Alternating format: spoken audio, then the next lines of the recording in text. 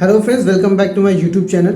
So today I'm going to show you how we can draw this desert at night using oil pastel but on black paper. Okay, so you know what happens is that on black paper lot of the color doesn't come out vibrant. So I have used a color combination out here that goes well with the black paper as well as black combination on a black paper. Okay, so whenever we go for black paper, the shading becomes very important. It's the gradations that will bring out the effect. So we will discuss that and we will see that in the tutorial. So without further ado, let's get to the tutorial. So first of all, we are going to draw the peaks of the desert. So see, the structure is not very difficult. It's kind of a triangular shapes and little bit of curves in between. Since I'm doing on black paper, so seeing the basic structure might be bit of difficult, but you'll able to see almost most of it. So see, here I'm giving white. Sorry, my camera stopped at that time. So here I'm giving white. So see, here I'm giving white and then I'm just marking out the reflections. Okay, the places where the reflections would be. So see, on the black paper I'm now blending. I'm trying to blend in with the Q-tip. Okay, so see, I'm trying to blend in with the Q-tip, but the blending didn't come out good. Now see, I'm going for the double variation of white and I'm using my white glass marking pencil.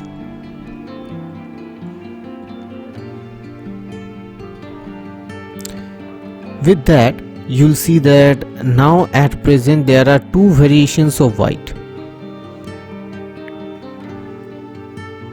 Now I'll do the sky area. So I gave some white, some black, and first I applied more pressure, then I'm reducing the pressure. Okay, then I use some Prussian blue, some purple, and see, again I'm blending it with Q-tip. Okay, it didn't work. I tried to do it with cotton. It didn't work.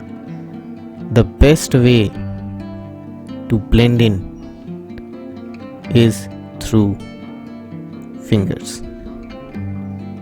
See, here I used the Q-tip, wasn't of good help, but see, as soon as I started blending it with my fingertips, it started blending in so nicely. This type of blending actually varies from paper to paper. At some paper you might see that the Q-tip is running very smoothly or very nicely and is blending in very nicely, but at some places you might see that the Q-tip is not working very nicely. Maybe at some places you'll see that your fingertip blending is not coming out nicely. So with experience you'll gain that. Some black and Prussian blue and some purple again. So these three will be the main colors. Okay, black, Prussian blue and purple. Over that we will just vary the colors with white. For the darkest region, black, and then for the next region some Prussian blue and then some purple. This is the color pattern that we will follow to create this drawing. So see, some of the areas where there will be reflection, I'm just increasing the white, sometimes with oil pastel and sometimes with white glass marking pencil.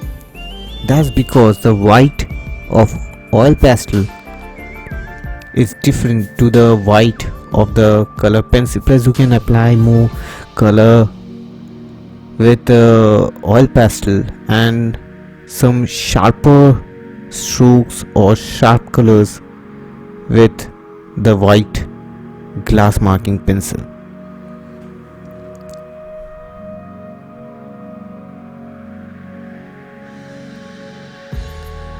So see, I'm using the white pencil extensively to give those, reflections. And now I used my black extra dark pencil to give some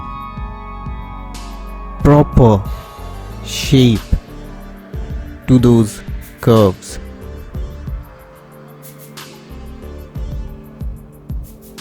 Now some more black, some Prussian blue and some purple, and then see, now I'm blending it with my fingertips only. So the white is now gone actually, but the white, what happens is it mixes with the color. Okay, so see, I'm giving a sharp reflection line using my white gel pen.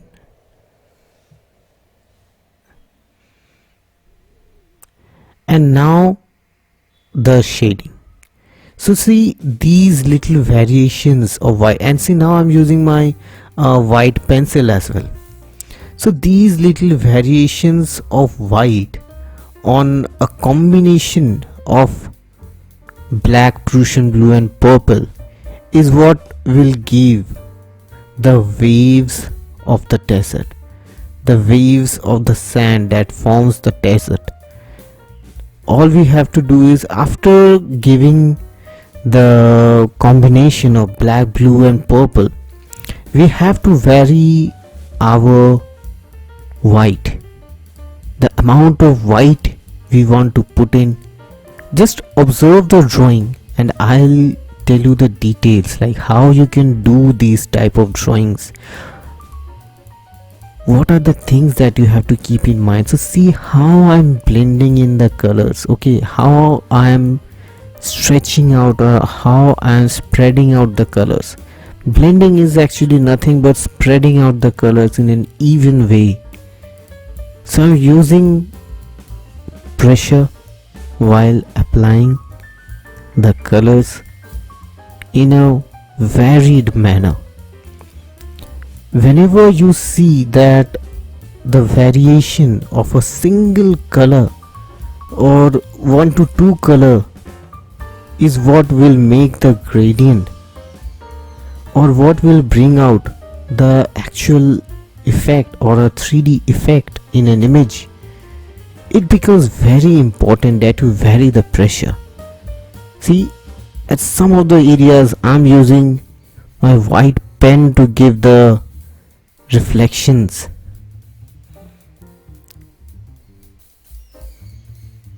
and see how I'm increasing the pressure so that at some of the places the white could be seen more. The proper blending will give you those wavy effect. If you are not able to blend those properly, then that wavy effect will not come. It will feel like a dip, like there is a sudden fall out there. Maybe that curvy nature won't come out, or it will look like something that is not made of sand. Here the paper, the texture of the black paper gives very nice effect of the sand. That is one of the reason I used black paper for this drawing. Like this drawing could have been drawn on a white paper as well. However, I felt that the texture of the paper is somewhat similar to sand and will give some very nice effects. The birds are chirping in the background all of a sudden, I don't know why. So here I'm giving Prussian blue, black and I'll be giving some purple again out here. So these colors like black, then purple, then dark blue, or a Prussian blue, little bit of ultramarine blue, you can see brown, mainly the dark colors go very well. After that, the yellow doesn't go very good. Flesh tint goes quite nicely with the black paper. Light green won't appear too much bright in black paper, and orange will work, but it won't give that much effect. The red on the other hand will appear darker. So these are the colors which appear in varied proportions when used in a black paper. Some might appear dull, some might appear darker, some might appear brighter. So while choosing your colors for a black paper, keep these things in mind. The colors won't act the way they do on a white paper. So friends, our tutorial is almost complete. All that is left now is to add some more reflections and some whitish touch. So see, everything has been applied, and now I'm just going for those perfecting the shapes. Like wherever I need some sharp lines, I'm using my black pencil and all, and now I'm just placing some very light shadows. That's why I'm keeping the pressure of white very low. Now time for the stars.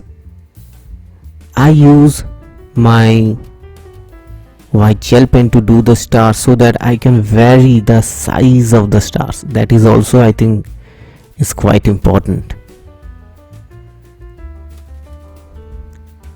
So I place them almost on a random order, reduce the light of some of the stars to give that effect.